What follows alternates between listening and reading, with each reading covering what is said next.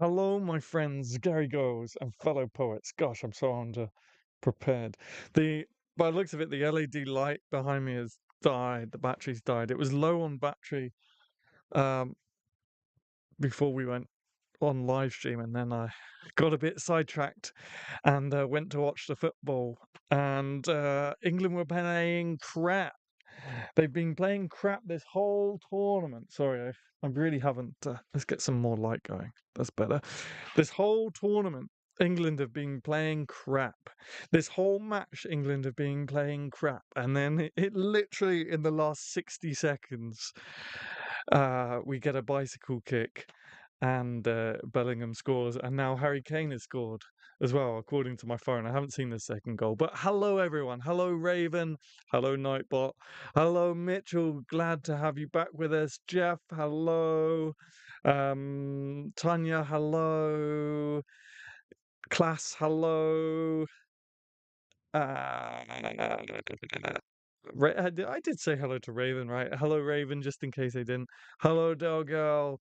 Uh, I did read. I know Raven's not feeling too good. I'm sorry to hear that, but I hope you are still on the mend, because I know you haven't been feeling well for a while. Um, Hopefully my doc will reassess my medication soon. I'm sorry to hear that, Raven. Hope you feel better soon. We are good, thank you. Had a bit of a tough week, but we got through the most of it. Now, yes, it's Sunday. So, yeah, what a week. Hello, Nikki. Hello, everybody. Hello, everyone. Um, yeah. So, tonight I was on YouTube and it said one of the rising search terms is understanding poetry. So I thought, okay, well, let's maximize efforts, I guess. Let's make the most of that and capitalize. There's the word. Let's capitalize on that and do a stream about understanding poetry. And uh, I want to know what you guys think in terms of understanding poetry and how to understand poetry, and I'll kind of say my piece. Sorry, I got a really tickly throat. The hay fever's been quite bad today.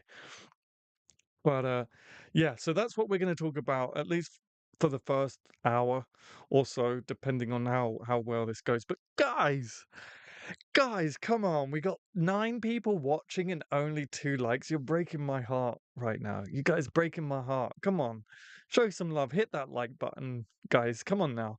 Don't forget to hit that like button. It's completely free. It takes 2 seconds and it does genuinely help the channel and help push content out. So, if you haven't hit that like button, ouch.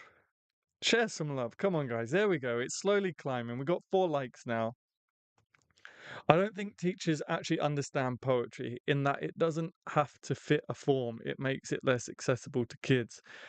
Yeah, so I've been working on my talk and lecture for this convention in August, the Promoting Passion convention.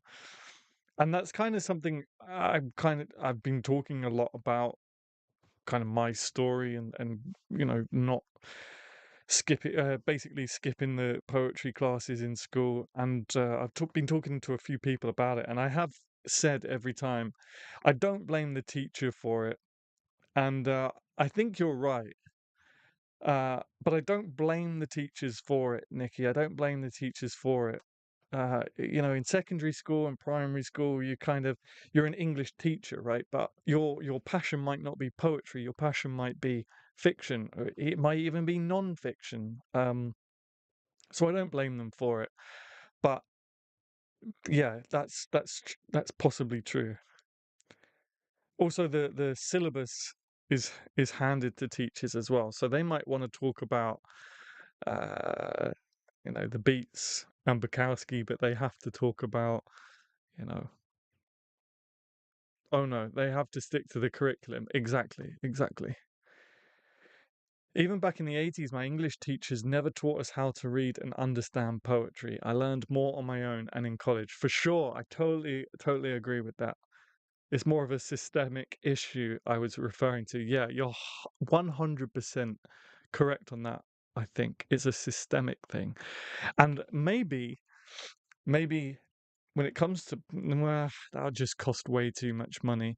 I was going to say maybe when it comes to like poetry, the poetry part of the curriculum have people come in for a week to teach it, but school budgets don't allow for that for sure.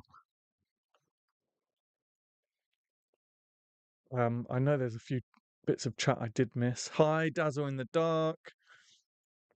Hi, Danny and Mitch. Hello, Danny. I hope you feel better soon, Raven. Thank you, Mitchell Malone. Okay, cool. I didn't miss as much as I thought. So, yeah, we're going to talk about that's what we're going to talk about tonight.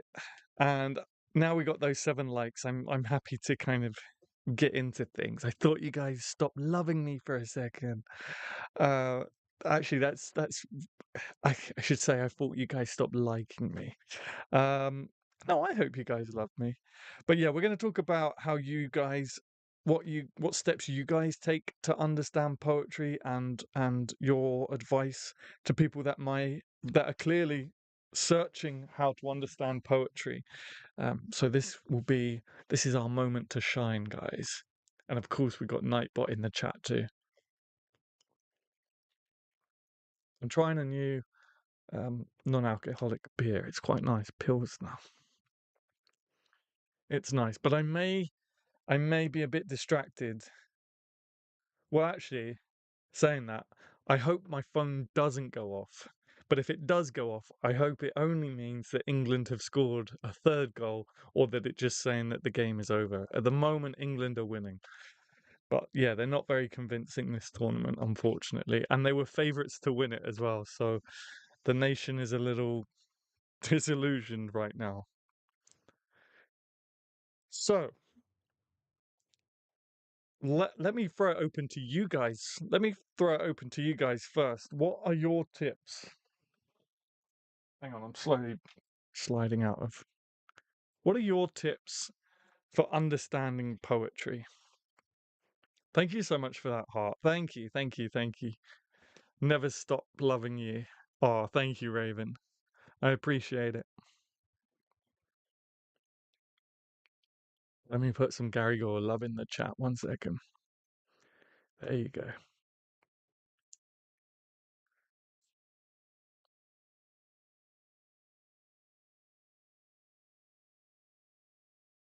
So, what are your no matter how uh simple or basic you might think they are, I think it's super important to put them in the chat anyway.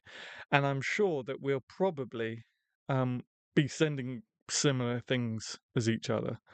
But for those people that are suddenly searching how to understand poetry on YouTube, what's your advice to them?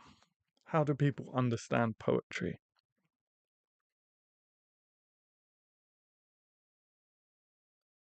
You know, it's genuinely one. It's genuinely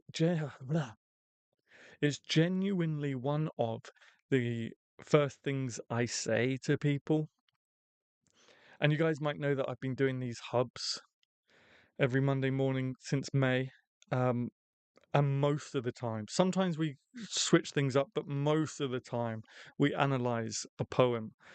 Um, and the most important thing for me to kind of foster, but also to explain, is that poetry is subjective, and whatever you take as the reader, whatever you take away from the poem is correct to an extent is correct. If the poem if the poem is called "The Day I Took My Dog for a Walk in the Park," well, not necessarily. It might be an extended metaphor, but that's really diving in deep. But it's not a poem about skinny dipping in a purple lake in the cloud. Don't know. I don't know. I kind of contradicted myself there. It could be an extended metaphor, but basically, to a extended to a certain extent, I'm a bit flustered uh, to a certain extent.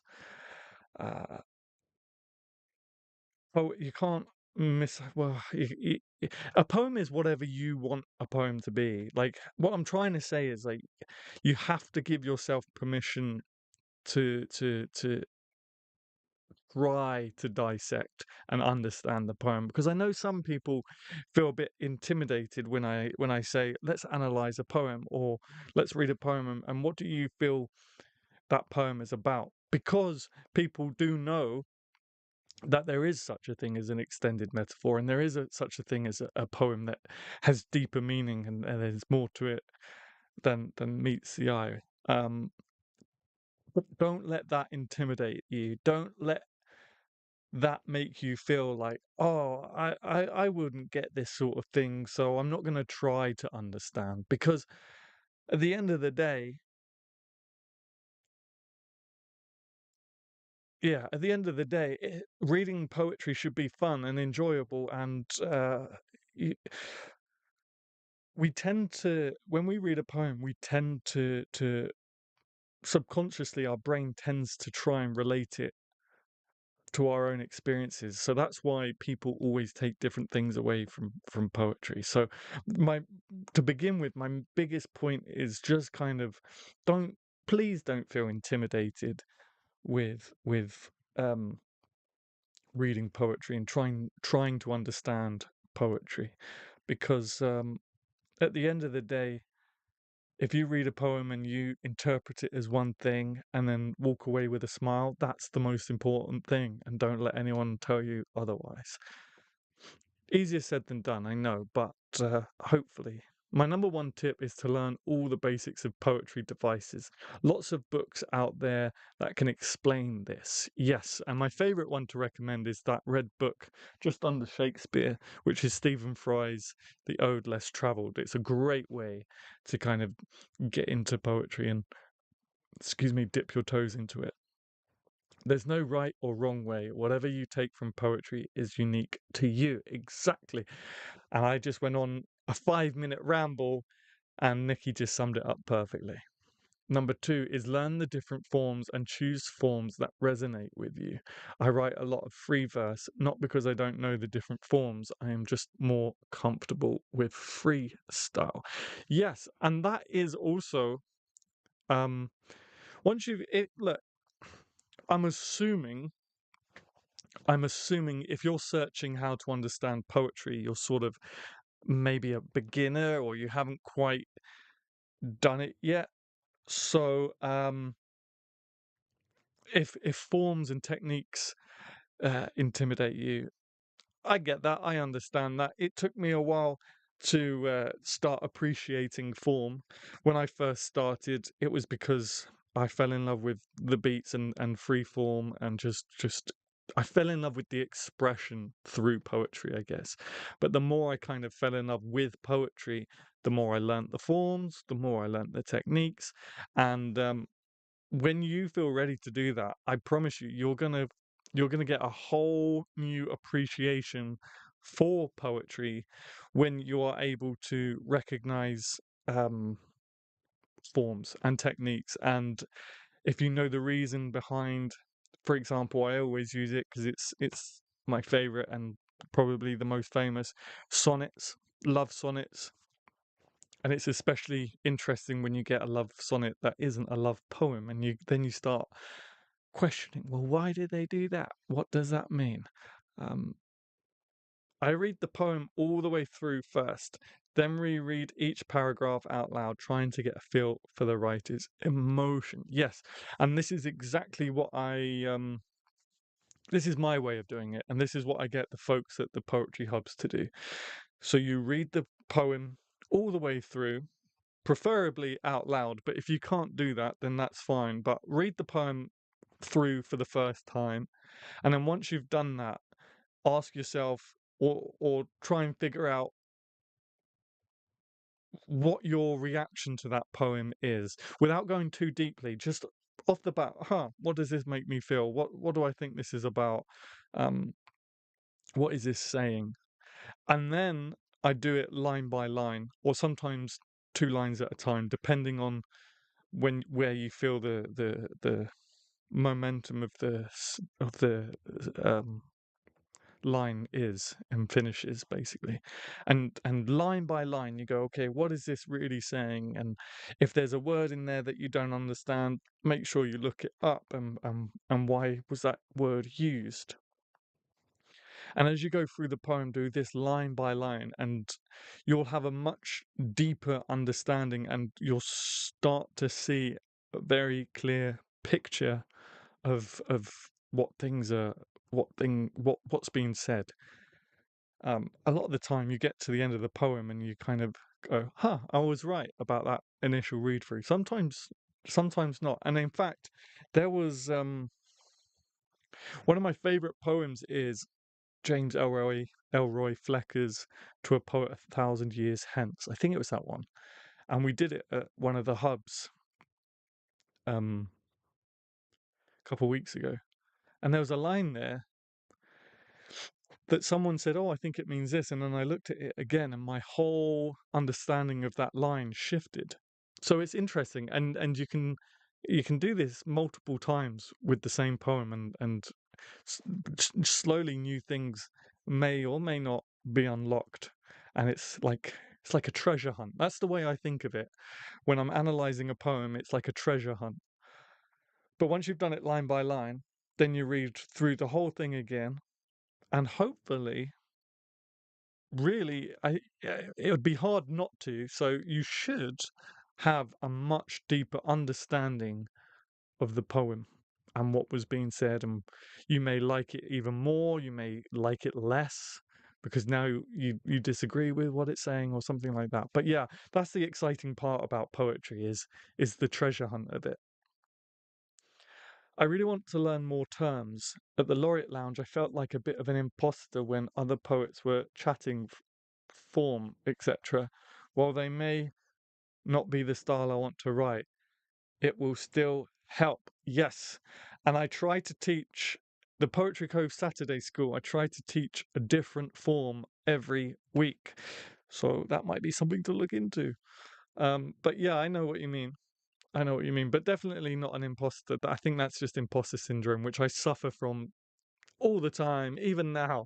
Even now, I've been doing open mic since January. I still feel like an imposter. I feel like in school, they teach you that poems tend to rhyme and they only teach show your poems and not sonnets and chapbooks, etc. I learnt that they existed and were what I learnt that they existed and what they are from you, Adam, 10 years after school. Thank you. That's why I do all of this. This is why I do so much, because that's exactly what I want. I think schools need to start adopting the approach of teaching expression through poetry than the craft of poetry. Because you can learn the craft in college and university, but you need to schools, especially secondary schools, when you're teenagers and you're trying to be cool and you're trying to figure out, you know who you are and stuff. I think you need to learn. You need to catch the bug for it, right? You need to catch the excitement. So I think secondary schools should teach the expression of poetry, or the expression through poetry, rather than the form and the craft of poetry. Then, once you're excited about it, once you're used to just sort of letting it out and getting it out on the page and being as cool as you like, then once you've caught the bug and you really want to take it seriously, then you can start studying the craft and the techniques and all of that in college or university, or just in your own time when you're older, right? That's my personal opinion anyway. Wow, I really missed it on the chat. I'm sorry. Gosh, I'm rambling. Sorry, guys. That's where I got to. Agreed. Poetry is meant to be spoken out loud. Looking up audio of the poems, but the looking up audio of the poems, but the poet can also be really helpful. For example, listening to Ted Hughes, whose style is related to his accent, etc. Really give a deeper perspective to the work. Yeah, there's a whole new level of understanding that the audio and the performance and the reading of poetry, excuse me, can give. There was a wonderful poem actually posted on the Poetry Cove last week in the feedback thread, and it was written for a specific dialogue, but unfortunately that dialect, sorry, that dialect isn't natural to me, so I kept getting hung up on trying to figure out what the words were, and that was my feedback. Like, I'm sure it's a great poem, but I keep getting stuck on the words, and this poet then sort of altered it, and it's the most amazing thing. But I did feel bad afterwards, having to suggest that maybe it should be, kind of spelled as it's spelt in the dictionary, because then it does kind of lose its character. But um, yeah, I really like the second version, but I do feel bad, like I've stripped this poem of its character. But as always, if anyone ever gives you feedback, at the end of the day, you're the poet, you're the author, so you have the final say. I gently push back there. I think some poetry suits the page better than the voice, especially when the structure of the poem is being played with. Yeah, I mean, there's page poetry, right? There is such a thing as page poets. Um, Whether people, don't want to read or have the confidence to read or just want it to stay on the page, that's fine. But I think every poem benefits from an audio recording of it. But I'm not saying, like, I'm not holding a gun to everyone's head here in the chat saying you have to record all your poems and get them in audio. I just think that every poem can benefit from a recording, but it's not the end of the world if there isn't one. Hi Renee, welcome to the live stream. Tonight we're talking about understanding poetry and what your tips are for beginners to understand poetry, because that is a rising search term on YouTube. Finding the confessional poets and studying their techniques really opened my eyes to poetic literary devices. Yes. And it's the same with anything. Like, if you study it, if you just like consciously go through the action of studying, then of course you're going to understand poetry. But I don't think that's the first. Everyone's different. I'm kind of just putting my own personality onto it because I wasn't an academic, right? And I'm quickly learning I'm still not an academic. So for me, it took me having to fall in love with just expressing through poetry. I think that's the important thing. Um, yeah. And then once I'd caught the poetry bug, then I fell in love with studying it and wanting to know everything. Um, but yeah, once, as I said with your first comment, Raven, once you've learnt the different forms and learnt the different techniques, and you can kind of then recognize what poets are doing in their work, it's like layers. You know, poetry. No, what's that Shrek quote? Ogres are like no, yeah, ogres are like onions. They have layers. Poems are like onions. They have layers. I think I'm paraphrasing there, but it's something like that. The outer, the onion is sort of just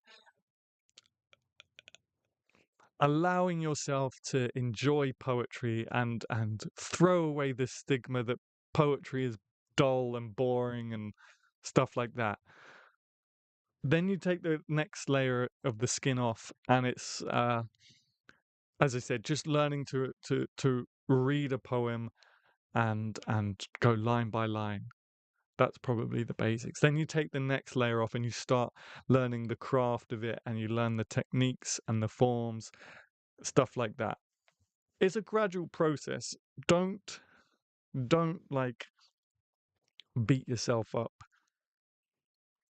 Which is, there's unfortunately there can be, and I have kind of noticed it a little bit more as I'm doing this laureateship thing.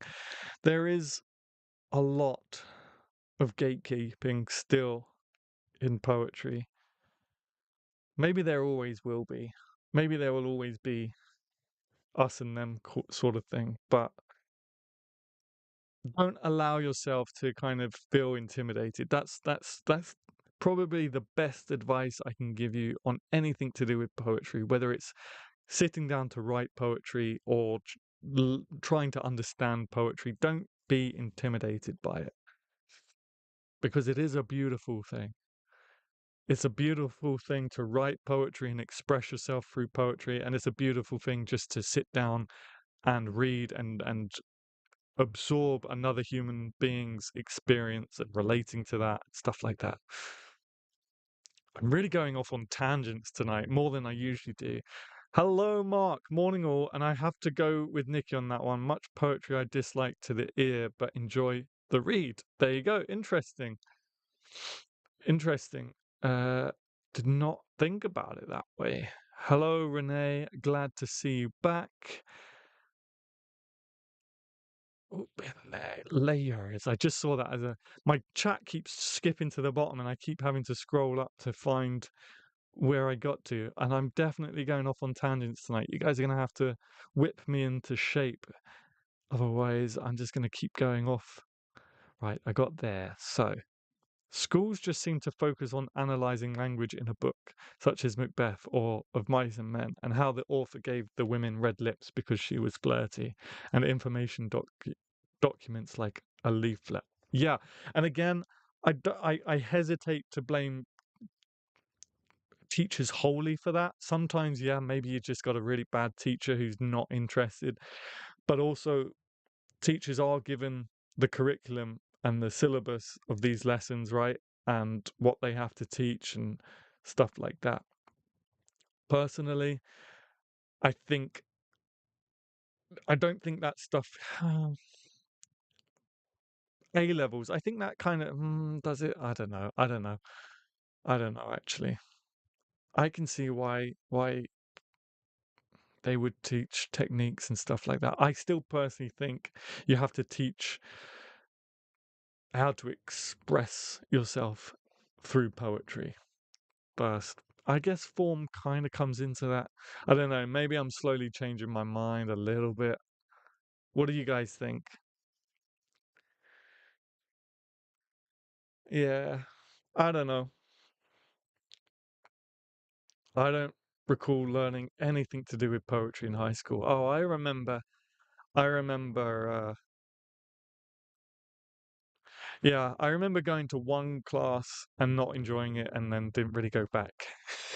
So I'm not the best person to come to on that. Margaret Atwood mentioned in an interview once the madness of trying to answer the question, what was the poet trying to say?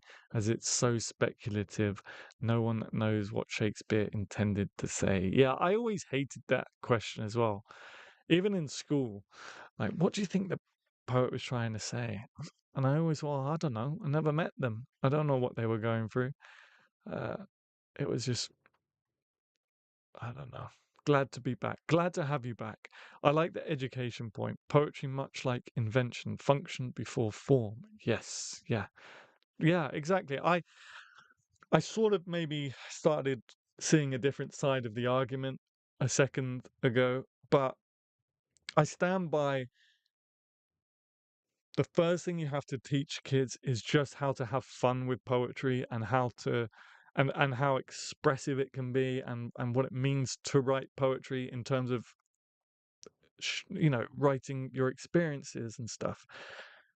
Once that's happened and you've sparked a bit of interest, then you can kind of start putting the not the cage but the confines of form and technique around it.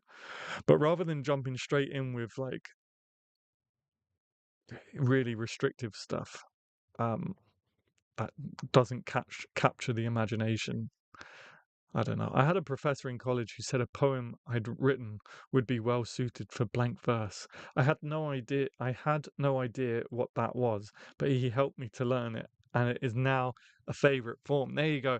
I love hearing I love hearing stories of this. You know, the good teachers, the ones that stand out, the ones that do ignite um, a passion.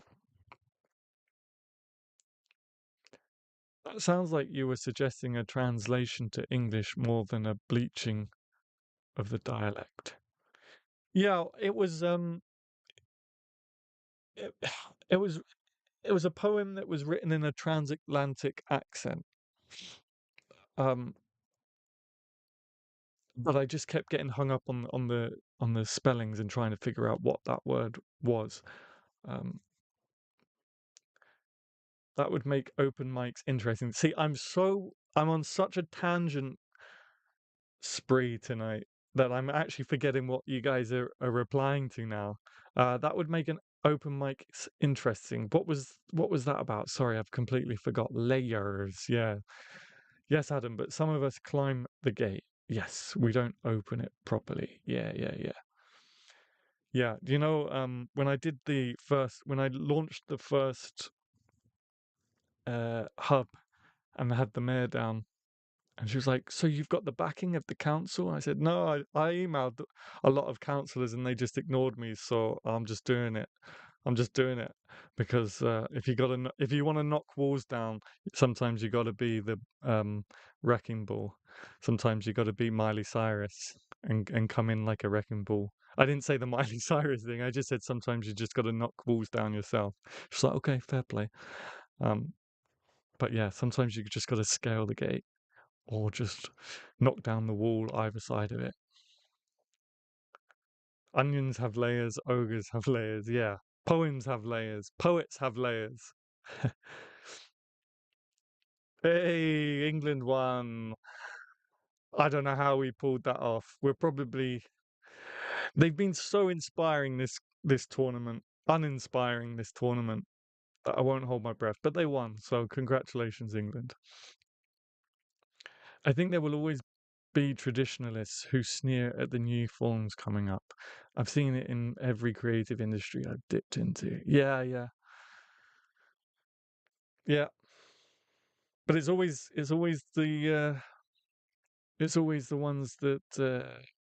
always the rebels that kind of break those traditions and set new traditions and stuff like that. But yeah, you're probably right. There's always going to be that.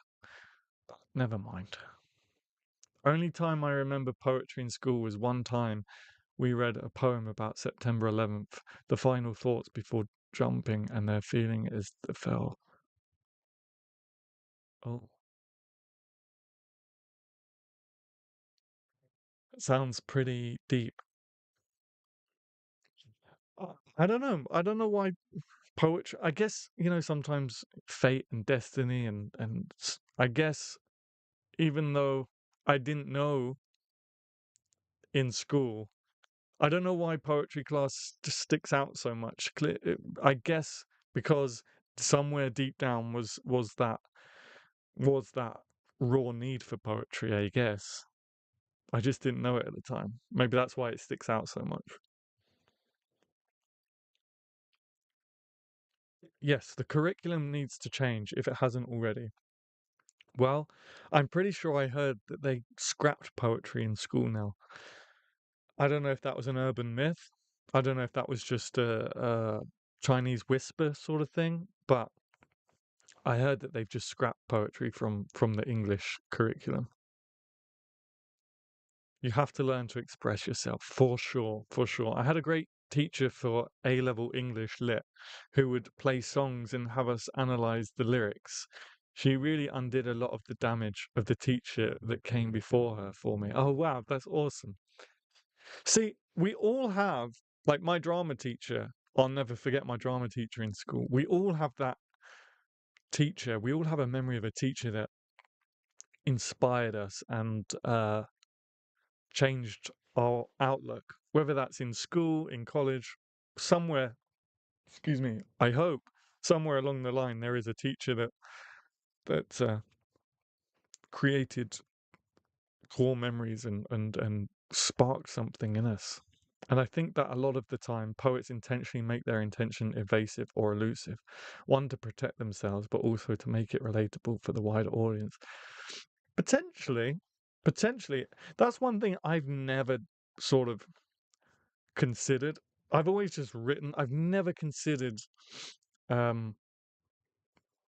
what a reader might interpret or to protect myself. I probably should, to be fair. I probably should, but I kind of just like, nope, off it goes. This is the poem I want to write. I don't know.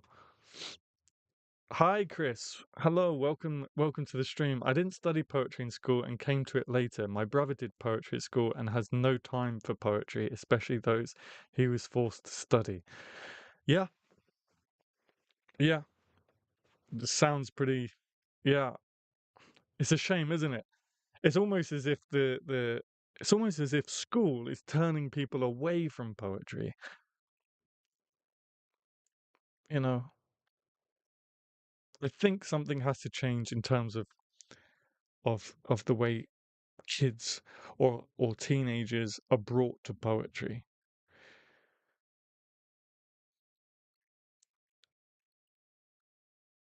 Kids know how to write a story already, so using that and playing with free verse and prose poetry would be the best jumping point to spark the interest before bringing in some more complicated technique. I totally agree with that, Mark. 112%. It just goes back to learning to express through poetry.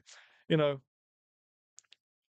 if you're teaching little kids, I don't know how to tighten this. I thought that was tight. Uh, if you're teaching kids, they're not going to want to learn about Shakespeare and stuff like that. But if you teach them how to write a poem about an ogre or monsters or, playing ball in the park, I don't know, even playing ball in the park might be a bit too much. You got to make it fun, right? You got to make it fun. I think the reason, and you're absolutely right about kids know how to write stories. Like, kids need way more credit than they get and way more trust than they get. Kids know how to write stories. As humans, we're exposed to stories from day one. If you're, all right, you might not comprehend, but you know what I mean. Are on TV, they're films, they're books, picture books. Stories are in our lives from day one, so it just comes very intuitively. Um, yeah, so that's what I say about that one. I think the reason so many struggle with poetry in school is how uninspiring and unrelatable they are. They brought in poems newer that Carol Ann Duffy's, like, they brought in poems newer than Carol Ann Duffy's debut work. The only problem with that is, I think, I don't know, would the government have to pay like royalties? I'm not sure how that works actually, but you're absolutely right for sure. Well, I remember in school I wasn't learning Keats or old poetry. It felt like a relatively modern anthology that I was going through. I don't know. It'd be interesting to know like what criteria a poem has to meet for the government to say yes, this is what our future generation will study. It was what held me back from publishing for years, the fear of making myself so utterly vulnerable and open to criticism. That might be connected to the focus on theme in fiction writing, though. We are inherently storytelling creatures. Yes. As a parent, I feel I needed to teach my children, expose them to all kinds of art. I truly agree that you have to make it fun for them, for sure. Kids like things like frogs, dinosaurs, cars, animals like horses, dogs, and rabbits. Yeah, exactly. And there's some good children's poetry videos. In fact, they're incredibly popular on YouTube. If you search children's poetry, it's something I really wanted to focus on. I have a whole file document on my computer for children's poetry, but it just never happened. I didn't come to it from a good place. I came to it from thinking, oh, that's lots of YouTube views. I'm going to write children's poetry, rather than the actual want of writing children's poetry. But maybe, who knows, one day, if I become a dad and I have little Adam Garys running around, um, I might be inspired to write children's poetry. Kids like I genuinely don't believe. Thank you so much for these hearts coming in. Oh my gosh. The timing of them is very, like, in between different hearts was exactly the same time. That was like military timing. Thank you so much. Um, I genuinely don't believe many successful modern poets would demand a royalty fee for their work to be used in classrooms. That's probably true, yeah. I reckon that's the publishers. Yeah, 100%. Businessmen, right? It's always the suits. That might be a good writing. Thank you so much. Whoever's doing these hearts at like very decisive intervals. Thank you so much. It's catching my eye as I'm reading the comments. That might be a good writing project for you one day. Writing a how to teach kids poetry guide. Yeah, that's definitely something I could look into. There's a lot of storybooks for kids that actually read like poems. Okay, Michael Rosen has several on his channel. Yes, Michael Rosen. That name rings a bell. I think that's one of the channels that I saw.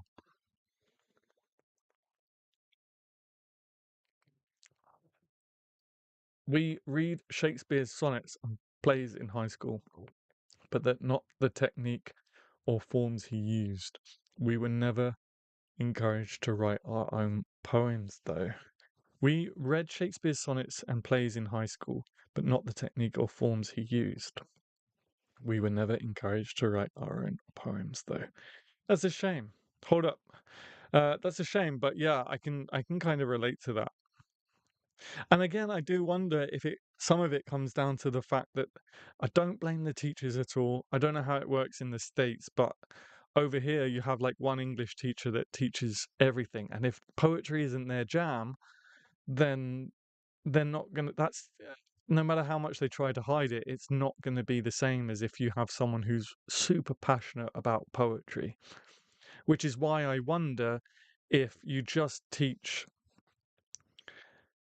the expression, the importance of expression through poetry first, and then when it comes to actually teaching the form, I don't know. It's a important discussion to have. I think it's an important discussion to have. I think.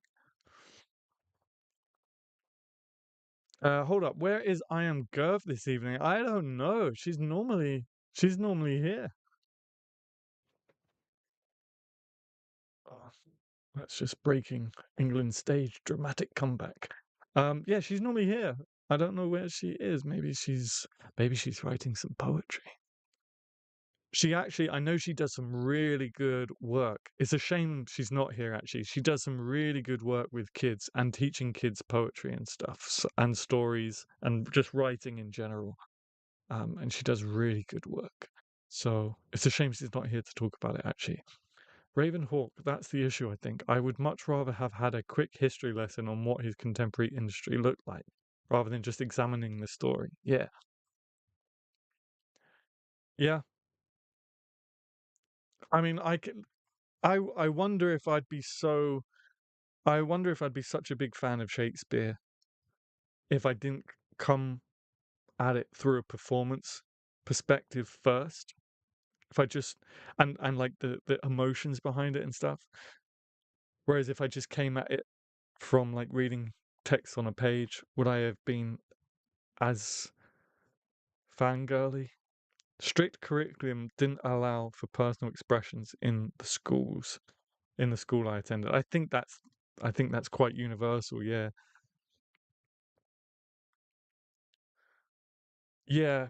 I suppose when you're set when whoever it is that does it is setting the curriculum, they're like, okay, we want students to be able to talk about this, this, and this. So like the form and what the poet was thinking, rather than actually learning how to express for yourself.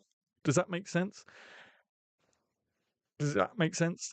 They wanted to teach sound bites, basically. Oh yeah, I really like this poem because uh, this. using Danny's example, because she had red lips to describe her flirtatiousness. You know, does that make sense? Rather than I love poetry because I love sitting down and just getting everything that's in here out onto the page and writing about things that I really care about, and etc. etc. In our English class, if I remember correctly, poetry was taught only one semester per year. Yeah, it was the same for me too. It wasn't like a year-round thing. It was a term. We call it terms. It was for one term, I think, maybe 4 weeks. I don't think it was even that actually, but it wasn't like all year round. And I don't, yeah, I probably agree with that too. I probably agree with that too. I don't think poetry needs to be taught to kids year round, but maybe once a year, one term, but throughout the entire journey of school, I think. Whereas I think I only approached poetry in year 10 for one term. But I think it's again, I think it's the importance of teaching expression. And just for 4 weeks in a year, just teach, you know, get kids writing what they feel through poetry. I don't know. I mean, it's clearly something that needs to be thought about and discussed more than an hour. But I definitely think it's an important discussion we're having for sure. It is worse now. Kids only learn to pass tests. That's what I'm saying. And then it is all forgotten and to the next test. Yeah, that's what I'm saying.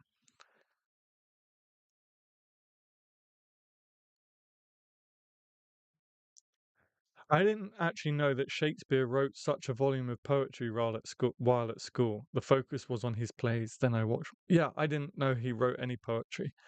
Um, maybe GCSE, but not through learning that through school. But again, I was in drama a lot, so I was in contact with Shakespeare's work a lot. So I can believe that. I don't know, maybe baby. I'm not sure what that is. I'll have to look that up.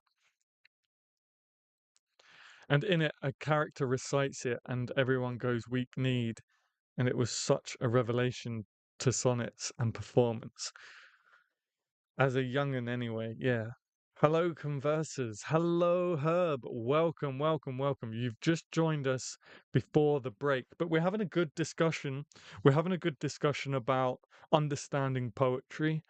We're having a good talk about the school system and um, just tips for people to understand poetry.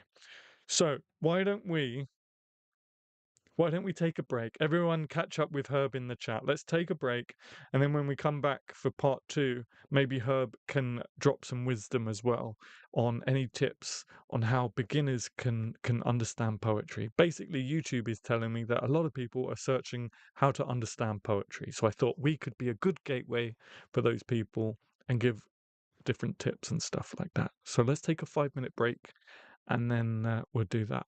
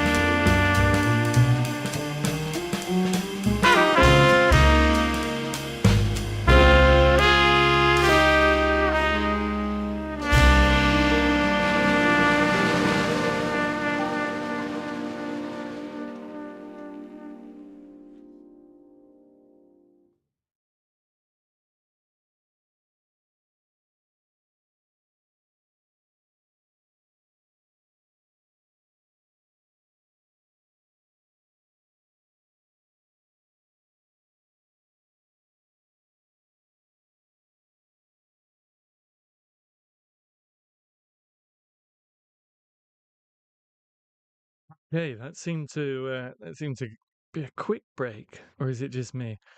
Um, yeah, check out that. Wait, I always get this wrong. Yeah, it is that side. Check out that subscriber count, guys. How insane is that? How insane is that? Oh, I forgot to put my laptop on charge. Genuinely, I like thank you so much for everyone that subscribes, that likes, that leaves comments. You guys really keep me going. Oh no, where's my plugs?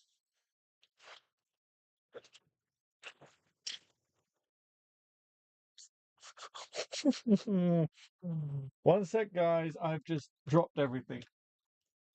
I've just dropped everything. We're gonna chill out in the darkness for a little bit. I'm still here. I'm just a disembodied voice. Let's go. Let's do a little bit of ASMR. If you can see where the. There we go. Okay, one second, guys. I just need to pick everything up off the floor. Well, at least nothing broke by the look of it.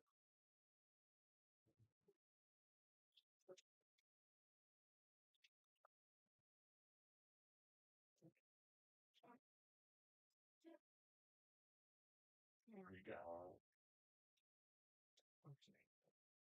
Is that okay? Adam in the dark, love it. Oh, bit of a groin shot there. Sorry, guys. My bad. Okay, we're back. I feel like it's gotten brighter, did it? Sorry, guys. I'm a bit, I don't know, lethargic. Not lethargic. I'm just not with it. Adam in the dark. Take care, Renee. Oh, yes, Renee, take care. I'm sorry. I'm sorry that there are so many people feeling under the weather. That's not good. That's not good. But take care, rest up, feel better soon. Feel better soon. So, I just think I just clicked something by accident. Maybe not. So, Mythical Meter, if you're still with us, what are your tips to understanding poetry? No, it's too dark. I don't know what's going on here.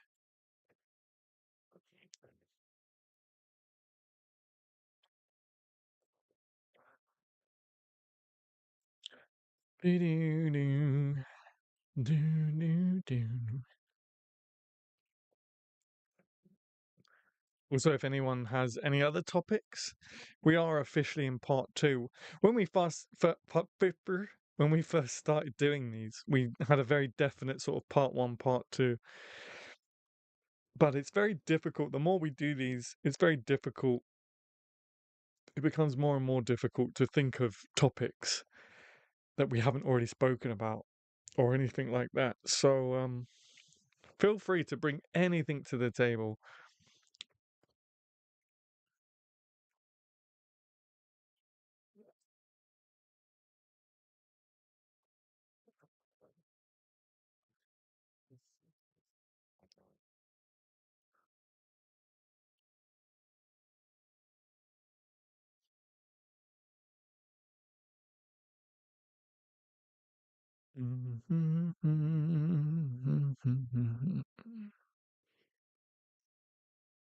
Oh yeah, and if you want to become a channel member, hit that dollar sign next to the emoji. Because speaking of emoji, I think we only need two more members and we unlock another emoji. The only problem is I wish these emojis were bigger. I'm going to pop all of our channel member emojis in the chat. I wish they were a bit bigger though. What about misunderstanding in poetry? Chickens. You want to talk about chickens? How's that chicken poem? Mitchell wrote us a chicken poem. Uh, a few streams back actually. And I think it was pretty good, wasn't it? If I remember correctly. And I remember you saying you was going to edit it a little bit. How's that all going? What about misunderstanding in poetry? What do you mean by that? What do you mean by that? Misunderstanding in poetry.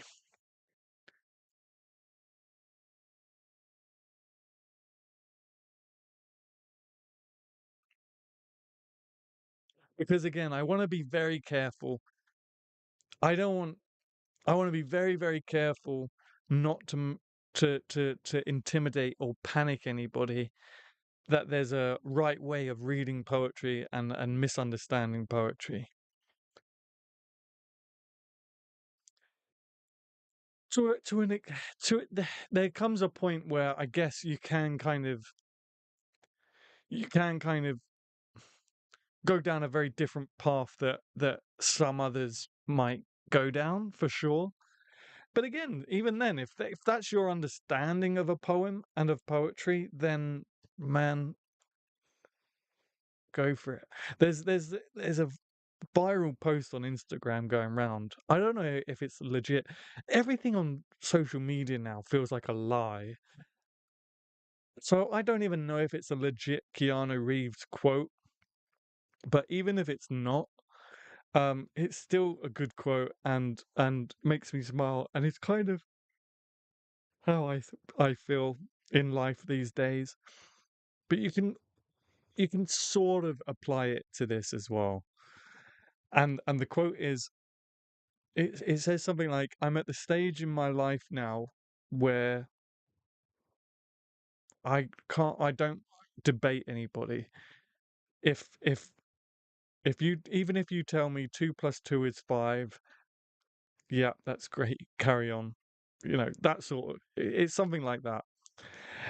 And if someone told me, and it has happened, if someone told me, I think this poem is about chickens, when the accepted interpretation of a poem is it's about getting old, whatever, I'm just kind of making this up. If you want it to be about chickens, then it's about chickens, you know? And that's okay. Like that, don't feel embarrassed about that.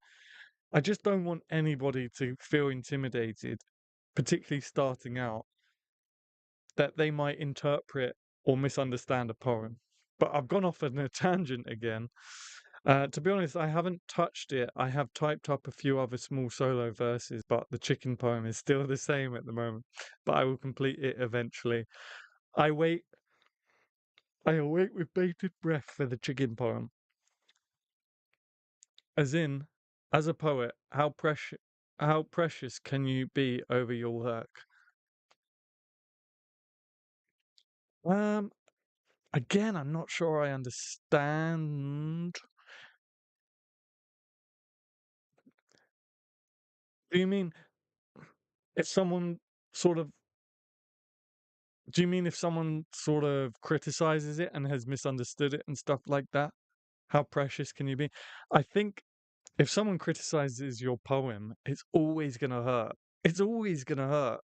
No matter how thick-skinned you are and used to it, it's always gonna hurt. Of course it will, and that's fine. That's natural. If someone has misunderstood your poem and is critiquing it, how precious can you be about it? That's an interesting question. Because again, it's their interpretation of it. I think you could I think you could gracefully or graciously say, um, my thank you for your criticism and feedback. My poem isn't about this, but I accept I accept your criticism. At the end of the day, um, that's just how it is. That's just how it is, right? But see, again, that's just not part of my process. I never kind of, and I really probably should, but I never, ever, ever, ever consider how someone might interpret one of my poems, or how someone might uh, uh, rip it apart, or anything like that. I write the poems for me, and then I put them out there because I enjoy the process of sharing it too. Um, so I never that's never really a process of mine. Maybe it should be. Maybe I'm too honest sometimes. But Adam, just wondering how you're coping. you know we're all here to help in any way if we can. I'm sure, as you seem to have so much on your plate for just you to deal with. You had the Cove Hub open mic. Yeah, yeah. I said in January, didn't I? Keep me on a short leash because I burnt out and disappeared and had a mental breakdown. But now I'm back. Don't let me overwork myself. I started the laureateship. So, yeah. There's a difference between multiple messages from a poem and it being misunderstood. Yeah, it, but that's so like that's completely out of your control. You cannot control if someone misunderstands a poem. And, there is something, it's not just me, there is something to be said about artwork in general. The moment you release that art, it doesn't belong to you anymore. It's not your poem anymore. It's the world's poem. It's the audience's poem. And if someone misunderstands it, then you have no control over that. And that's just something you have to accept. And it's just one of those things with that comes with sharing work. If someone misunderstands it, then you know that's it's okay. It's okay. I've never had someone, to my knowledge, I've never had someone criticize my poem uh through misunderstanding it. I don't, I honestly I mean I don't really go looking for criticism or poems, and I don't want to say I've never been criticized. I'm sure I have. I'm sure there's critics out there. I don't know where I'm going with that. Oh, but what I have had is people message me saying that they do like my poem. And I've said this before on the channel. I have had people message me, "Hey, I really love this poem. It means so much to me because," and then the reason they give is they say because I related to this poem because, and the reason they relate to it is so far from what the poem is actually about. But that's the best feeling in the world. I love that. And I've had it a couple of times, and I love those messages because it just shows that it just proves the point. Once that poem is out there, it's not your poem anymore. It's the audience's and the reader's poem, and they interpret it how they interpret it. And as I said at the start of the stream, um, naturally we're going to relate it to our own experiences, which is why there are so many different. Which is why that occurs when people message me that stuff, and that's just something that comes with sharing work publicly, and for good or bad. But I think, yeah, sorry, I'm really on a roll and tangents tonight. To answer that question, I think it's just a case of gracefully messaging them and say, hey, I I wouldn't I would like it if you could reread the poem knowing the story behind it, and then sharing the story behind it, and and just leave it there, and just thank them for reading your poem, if that makes sense. I'm sorry I keep rambling, guys. If you guys turn off, please don't turn off. No, I'm not going to encourage you to leave the stream. Don't leave. Don't leave. Don't leave me, please. Uh, we can't have you burning out.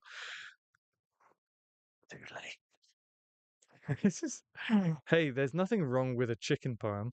There absolutely is not anything wrong with a chicken poem. Oh, my wrist. Sorry if you see me like doing this in the corner. I'm having some issues with my wrist.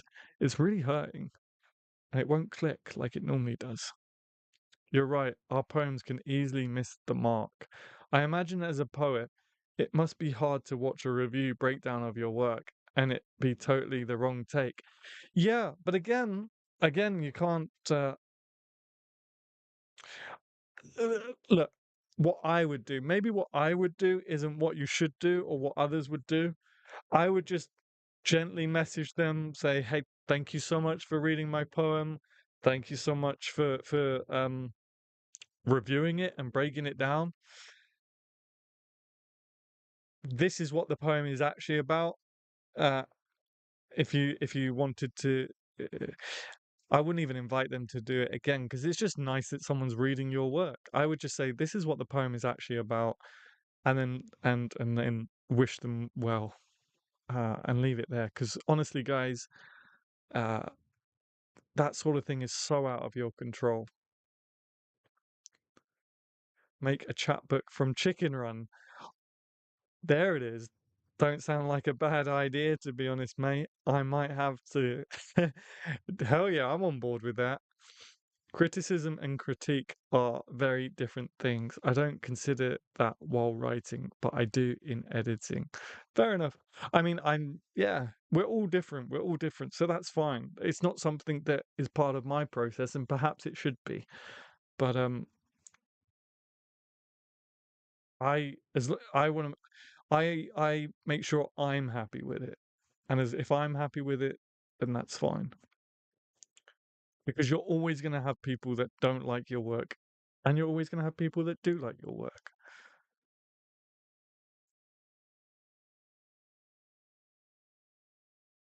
Criticism and critique are very different things. They are, but they're both completely out of your control. You cannot control what other people think.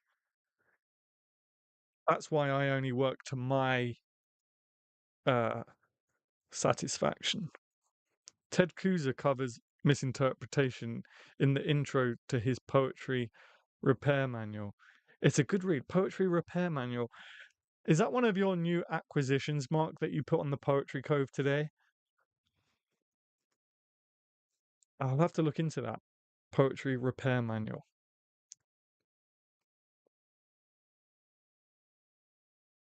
To buy list. Yeah, right. Ah, the chat is skipped again. I have the problem of mixed messages. I'll look for that book. Imogen gave a masterclass in handling different interpretations when she read one of her poems at Laureate's Lounge, and one line meant something different to everyone at the table. Nice.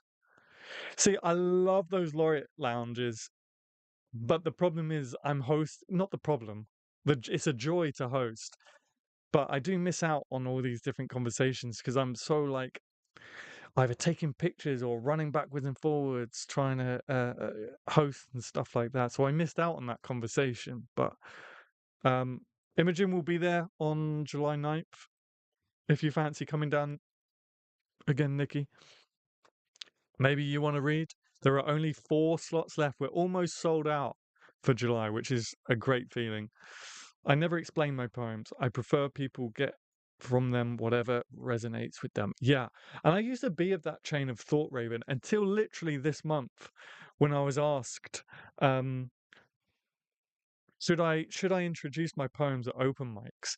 And I suddenly realized I had been introducing my poems at open mics, and it seems to be the standard. It seems to be what people do. But I have always subscribed to the notion that I don't explain my poems, and then without thinking about it, I have been explaining my poems at open mics. I received a really good feedback. My light is flickering. Why is my light flickering? Um, I received a really good feedback on a poem. I'll post it in the cove. Awesome. I mean, Herb, I'm officially a fan of your work. I like all the poems that you post. So I am a mythical meteorite.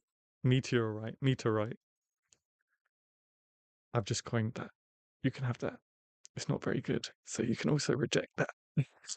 Cool, mythical meteor. I look forward to reading it. Oh, it's interesting to hear you say about opening a dialogue as a poet. Novelists are urged not to engage with fiction reviews, positive or negative. Oh, really? It's interesting to hear you say about opening a dialogue as a. I mean, I don't know if I'd say open a dialogue because again, like I just speaking completely honestly and bluntly. If someone doesn't like my poem, whether they've misunderstood it or not, and again, or misinterpreted, whatever. I can't control that. So I would say thank you so much for reading my work and engaging with it. Actually I wrote this poem about blah blah blah blah blah. Have a good day. I don't know if I'd, because I'm not gonna fight someone to like my work. If they don't like it, they don't like it, and it hurts. Of course, it's gonna hurt if someone doesn't like it, whether they've misinterpreted or not. But you know, there aren't enough hours in the day as it is. I'm not gonna try and convince someone to like my poem.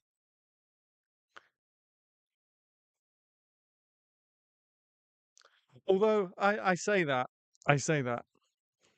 that's how I imagine I would react. Again, I've never actually come across it, but I can also be quite hot-headed, which is something I'm working on, which is something you almost saw a few weeks ago with that guy who was like, why you only got two people watching or whatever he said?" And I was like, "Right, well, let me tell you how many hours watch time I've got or whatever, how many lifetime views I've got." I did stop myself. I was like, no, I'm not gonna sink to that. So I can be hot-headed. So this is all hypothetically speaking. I got kicked out of a Facebook group because of misinterpretation and offended someone. Yeah, yeah, that's that's tough. How would I come at that at the on the forum?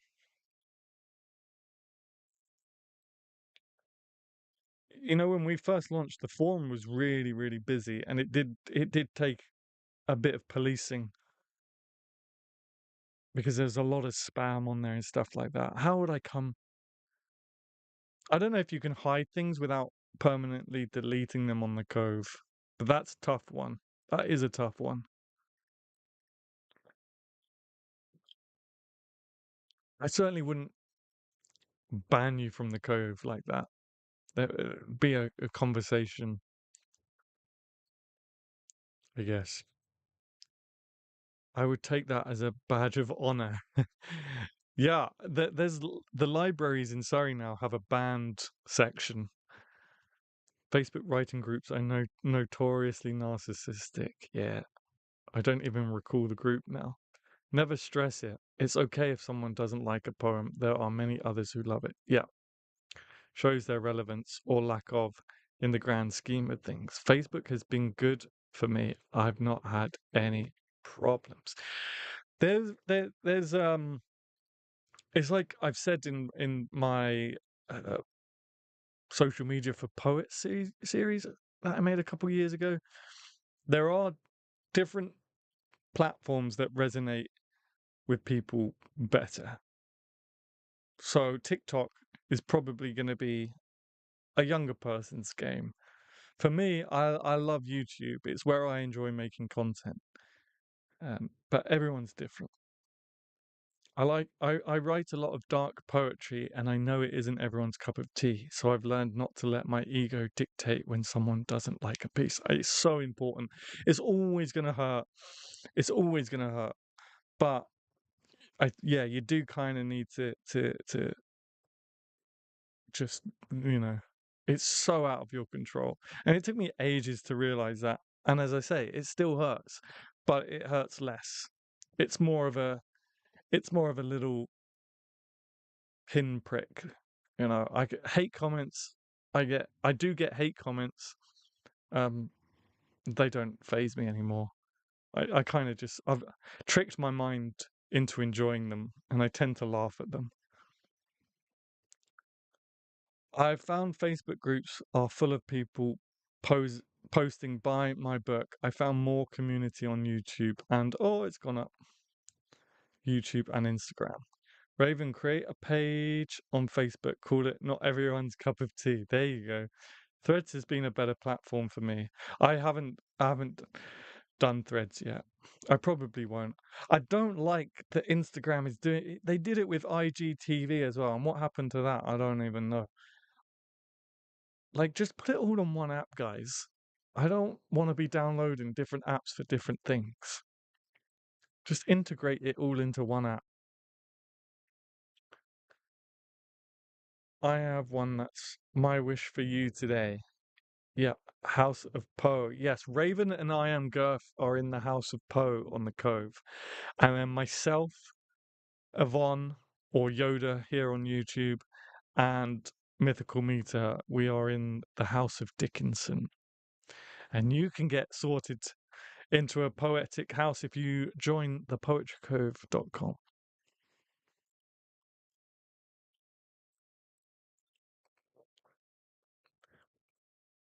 You do need a bronze membership for Poetry Cove houses, or you can join for free and just jump into the general and poetry discussion threads.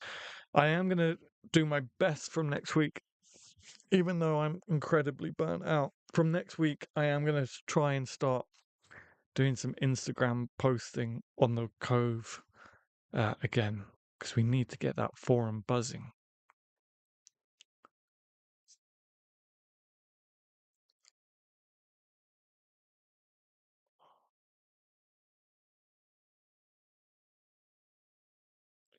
I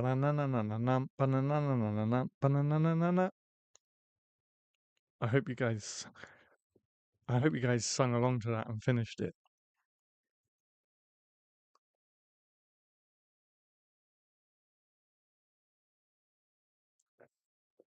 All right, guys, we may call it a night there. We'll see what happens in a few minutes.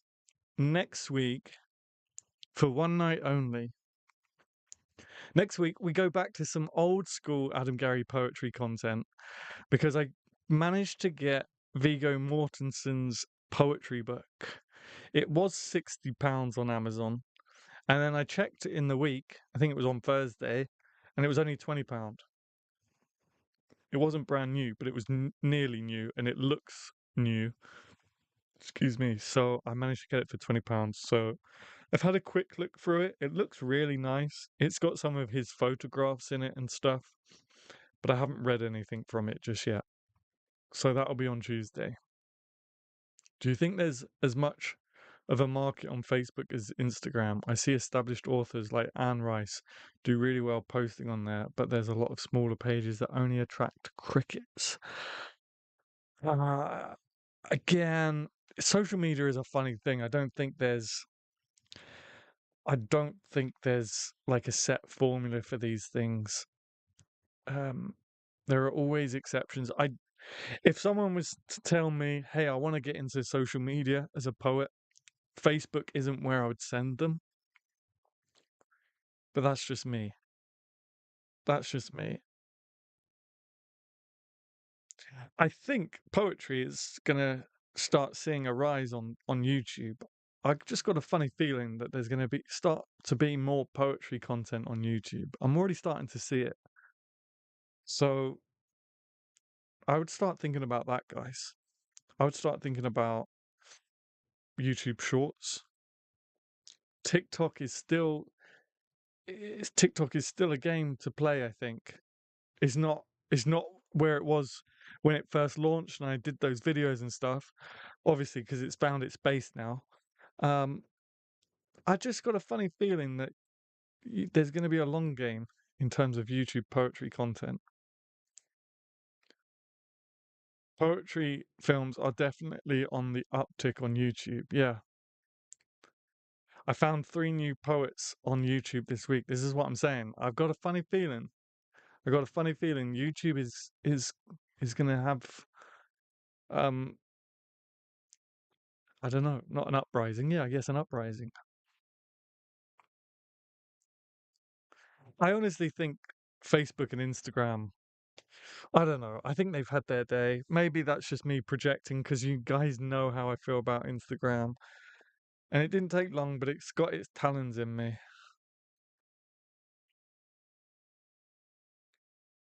But I don't know. Maybe I'm just so tired right now.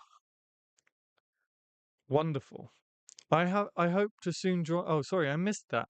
I hope to soon join the exclusive members on YouTube. It's difficult when you don't have a credit card. You know, Tanya, you've been one of my longest supporters for since the beginning almost, I think. And you were on my Patreon and when I had a Patreon and stuff like that. So I just appreciate you being through a lot. Oh, your letter arrived yesterday. And your belated birthday card. Thank you so much. And your dollars for fungal matter. So I'll send you fungal matter. I'm sure I can get them exchanged in town somewhere. So yeah, I got that yesterday. I did read the letter and I will respond as soon as I can. Uh, Facebook has become the new Friends Reunited. I don't know what Friends Reunited is, but yeah, Facebook isn't for me. I left it years ago. But I did lose all my photos. That's the problem. I need to get my YouTube going too. It's just the video format that stumps me. I would really like to use animation. That would be really, really cool. That'd be really, really cool. That's we watched an animation thing. Was it my birthday live stream where we were watching things and there was a cool animation there? Facebook has been a bust for me with my poetry. Even my friends rarely read my work. Yeah.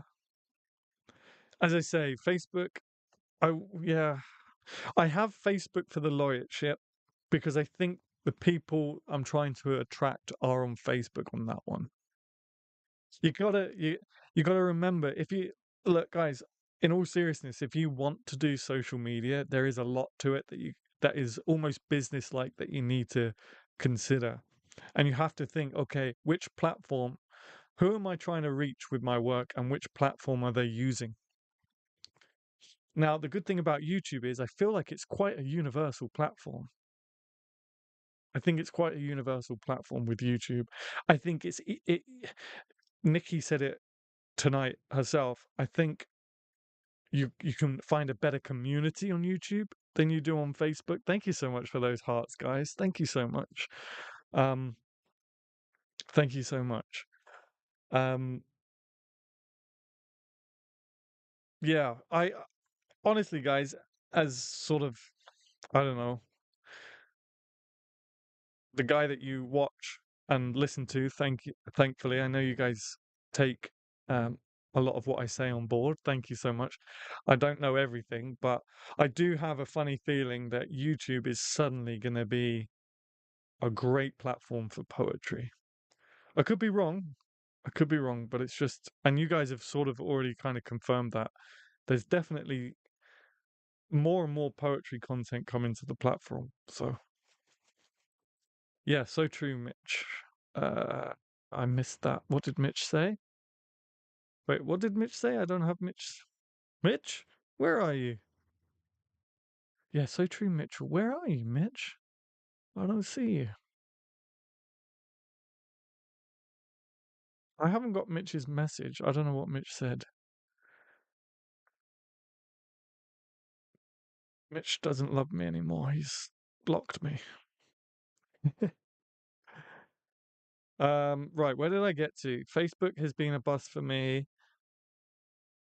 but I don't have that skill. Yeah, that's a difficult one. But it would be if you found a way to pull it off, that would be awesome. Maybe there can be a cover syndicate sharing each other's poetry videos. I like it when people share the work of others. Yeah, I mean, there's a share your poetry thread, but there is also a promote yourself thread that I don't think anyone's posted in a long time. But yeah, so if you're a cover, don't forget there is a promote yourself thread there. Sorry it was so late. No, you're good, Tanya. Honestly, you're good. I know you've had a lot going on, so it's all good. I find it all really intimidating. Facebook is better for local and real world community. TikTok. I was like, what's TT? TikTok. That's too bad. The Facebook algorithm doesn't leave much room for content. Yeah, I feel like I feel like Facebook at one point, like towards the end, the reason I left, in fact, Facebook stopped being a social thing, like a social circle with you and your friends, and it was just like suggested content and sponsored content and ads and stuff like that. It's like a whatever. My thing on social media is kindness and talking about real life things I've experienced and seen over the years. Yeah, I love your inspirational posts, Tanya. Oh, it skipped again. Reese Taylor is in the house. Reese Taylor is in the house, everybody. Whoop, whoop. Bright future. Facebook pushes paid for content. Yeah, that's exactly what I'm talking about above all else. It's why the smutty authors are the ones hitting the views. YouTube and Threads. Threads is blowing up with poets. Is it really? Or am I going to have to bite the bullet? Am I going to have to download another social media? Is it really? Okay. They use ads as standard. Yes, they do. I'm increasingly losing interest in Facebook and Instagram. I don't blame you. Maybe I'll try Threads. Maybe I should try Threads too. Sorry, I'm here again. Missed most of the second part. Danny has become ill again. Oh no, I still love you, bro. I was only joking. Take care of Danny. I know Danny's not being very well. So look after Danny. Don't feel like you have to be here. I'll look at Threads. I set up a TikTok account, but I only used it that one day. I didn't really like it. Fair enough. It's difficult. It's difficult. I struggle to fall in love with TikTok, but also with shorts. I've uh, I've run out of content to make. I know that Nikki had the great idea of like cutting and posting snippets of this, but I don't feel like I've said anything worth doing that for. At least in recent streams. Maybe this one there's a few snippets that I might be able to take out and turn into a short, actually. Is that Ali? Ali of the marketing gurus say the money is in the list. Ali of the marketing gurus says the money is in the list. I'm not sure I understand that one. The money is in the list. Maybe you can explain that a bit more mythical meter for me, because I'm a bit dense. Jeff Taylor, poetry buddy. Hello. Hello, Reese Taylor. Reese Taylor is a good, if he is still with us, I see him in the chat. Reese is a very good friend of mine. He's the director of Nerdians, my short film, and he's on my website. He's the incredibly good looking chap. If you go on my website and go to About and scroll down to the Downton Abbey pictures, he's the incredibly good looking chap I've got my arm around. Reese and I go way back. Hey man, I'm glad you're here. Uh, Yes, Adam, it really is. I've only been on Threads for a month and I have connected with 50 poets so far. Okay, maybe I'm gonna have to download another app. Matt is currently doing that, so there's a viewership for it. Oh, the shorts thing. I just if I'm gonna do it, it's got to be something. I got to be talking about something worth listening to, right? And I just don't know if I've said anything that's worthy of a short, but maybe there's some good bits in this stream, some helpful tidbits that I can take out.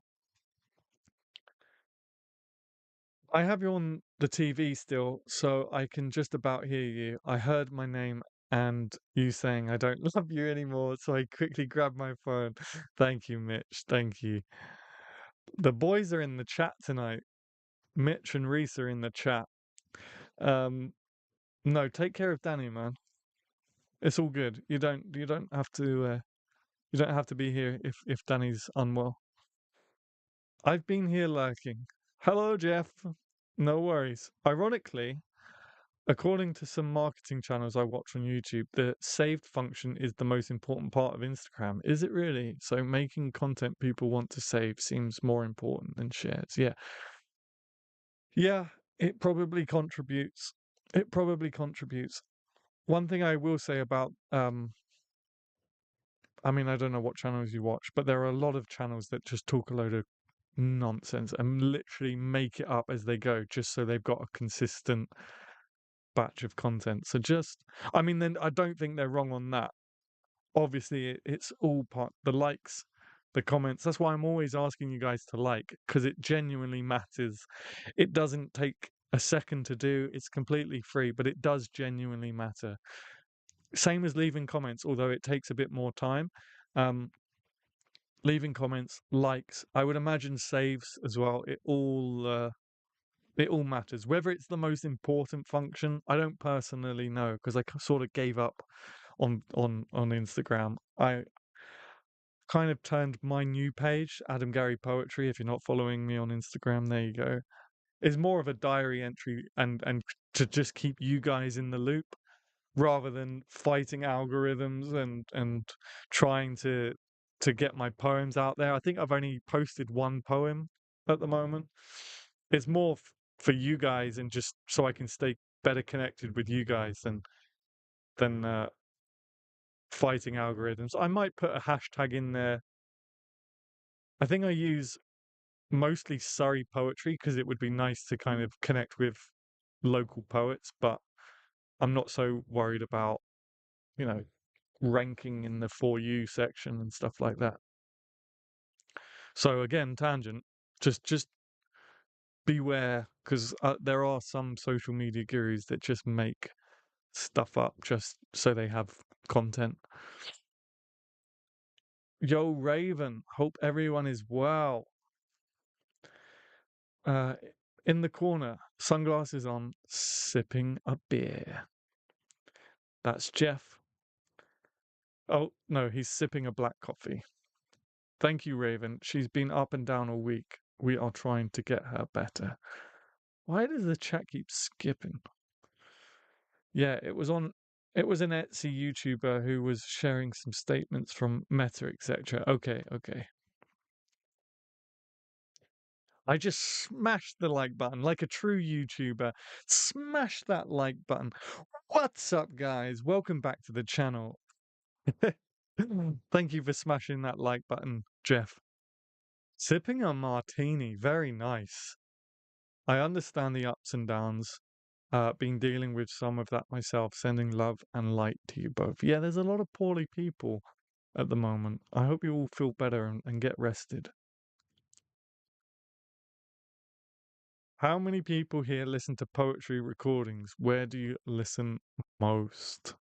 I'm only intending to use my poetry social media as a landing page for links rather than as a conveyor belt of verse.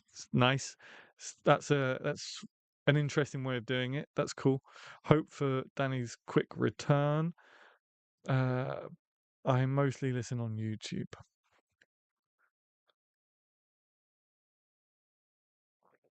Yeah, obviously I put most of my recordings on YouTube. I do have an early hours album on Spotify and on all of the streaming stuff. I think I've said this before, but that's more of a vanity thing. Like you have to have millions and millions of like streamers to actually earn decent royalties.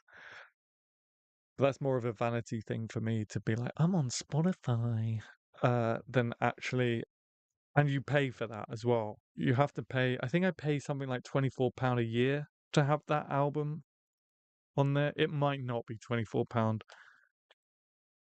I can't remember what. Uh, I can't even remember what software I used to upload it to. It's one of the big ones, but I just wanted to have a poetry album on Spotify, so I just take the hit of £24 a year if it is £24 a year. You are getting your Philip DeFranco on, Adam. I'm getting my Philip DeFranco. I'm not sure who that is.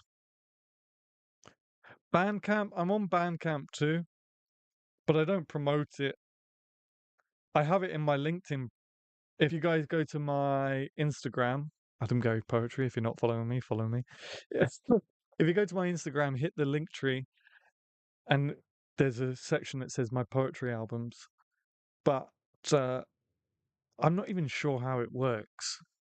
I haven't received any sort of payment from that. I'm ducking out for the evening. Got some stuff to do. See you guys next time. See you later, Nikki. No problem. No worries. Don't work too hard on whatever you got to do. Thank you guys. You're all the best. I'll still be here in the background for now. Let me have a look at this Philip DeFranco.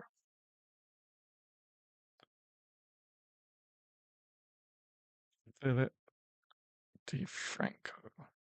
American YouTube. Oh, okay. Yeah, got you. What's up, guys? Welcome back to the channel. In today's video,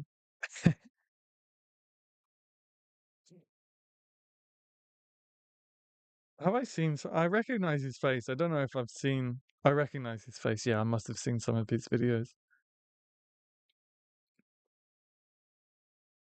Philly D. Philly D is an OG. Is an OG YouTuber. Yeah, now I've seen his face, I definitely recognize him.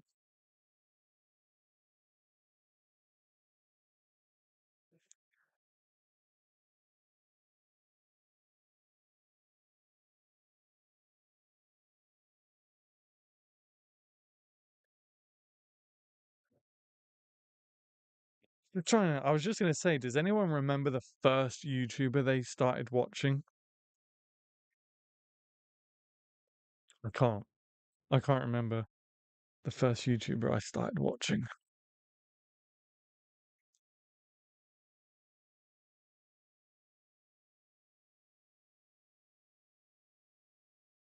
Back in the day. Chocolate Rain. I'm just trying to think of all the like old school, old school YouTubers. There was Chocolate Rain, wasn't there? I unsubbed from a lot of YouTube channels the last few days. Well, thank you for not unsubbing to me, Raven. Too much politics stuff that I cannot handle anymore. Yeah, fair enough. I don't know. I don't know what channels you were subbed to, but yeah, that's why I always say these. Well, I didn't say it tonight, so I don't always say, but that's why I keep these um politics and religion free. Like, there's enough of that elsewhere. We don't need it here, and it can cause too much tension. This is a poetry channel. You're pretty new to watching YouTube. Oh, really? Okay. A ton of news channels. Yeah. Okay. Well, there's a lot of yeah, no, I'm not even gonna. There's a lot of elections going on in the world right now, isn't there? There's the UK election, there's the US election, but that's as much as we're gonna say on that. I just started watching in 2022. Okay. Oh, I thought you. I don't know why. I just got the impression you were like a seasoned viewer of YouTube. Well, I hope you're enjoying it so far. We're glad to have you here on the channel, especially as a moderator as well. Having real issues with this wrist the last few days. It's really hurting. It's really hurting me.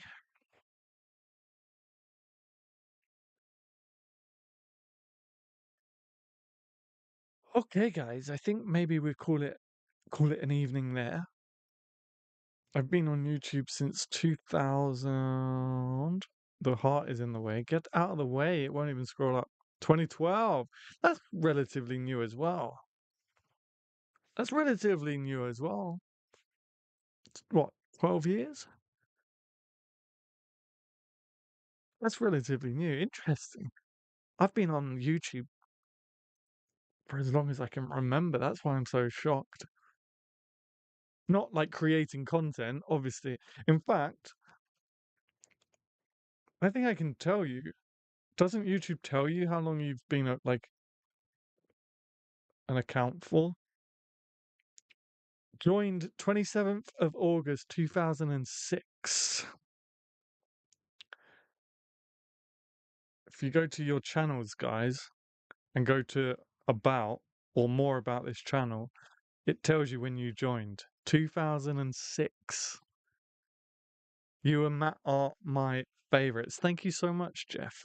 I really appreciate that. We really appreciate you being here, and you always get stuck in with the conversation, and I do appreciate it.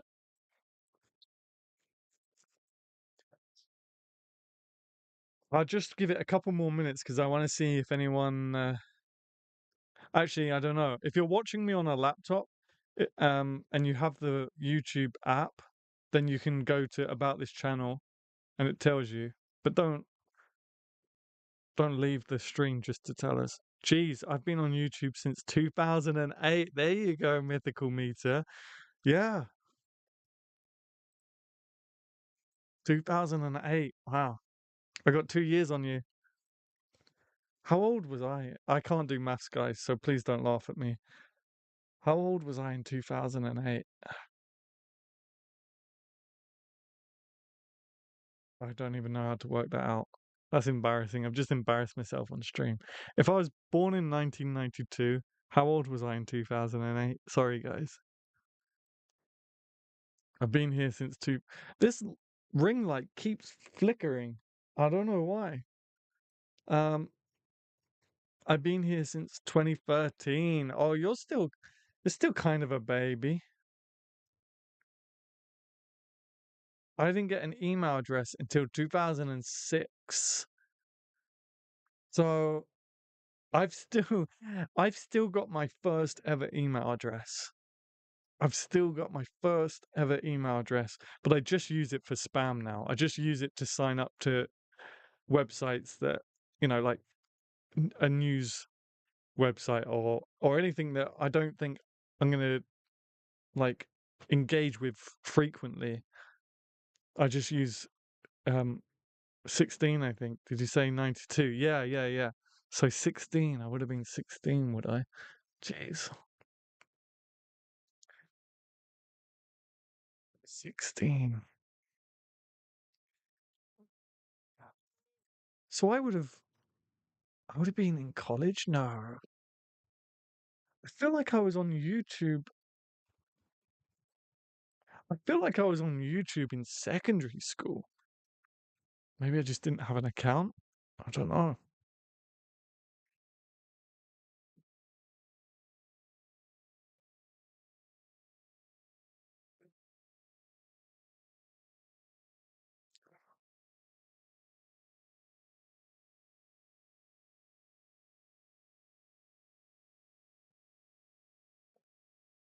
I don't know what's going on with this wrist. I got one for college, which I started at 31. Nice.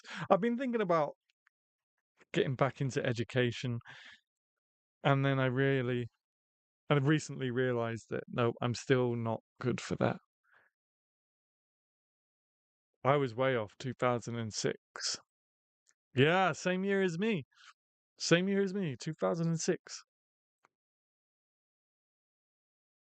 I don't know. Do you do 2006 take away 1992? Is that how you'd work it out? 2006 take away 1992 equals 14. I would have been 14. That sounds more. Yeah, that sounds about right. 14. 14 years old, Adam. I don't know, man. I got such a thing about nostalgia and reminiscing these days.